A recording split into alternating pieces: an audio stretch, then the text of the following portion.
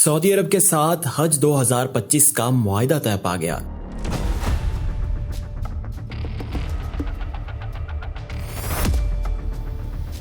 کتنے پاکستانی فریضہ حج ادا کریں گے؟ ترجمان وزارت مذہبی امور کے مطابق وفاقی وزیر مذہبی امور چودھری صالح حسین اور سعودی وزیر حج و عمرہ ڈاکٹر نفیق بن فوزان العربیہ نے حج 2025 کے معاہدے پر دستخط کیے۔ معاہدے کے تحت 179 سے 210 پاکستانی رواں سال فریضہ حج ادا کریں گے۔ پاکستانی عازمین حج کو بہتر سے بہتر سہولیات فراہم کرنے پر اتفاق کیا گیا۔ پاکستانی حجاج کو منع میں خصوصی جگہ دی جائے گی اور اس کے نرخ بھی انتہائی کم ہوں گے۔ ترجمان کے مطابق سعودی وزیر حج نے پاکستانی عازمین کو بہتر سہولیات فراہم کرنے کے لیے ہر ممکن تعاون کی یقین دہانی کروائی ہے۔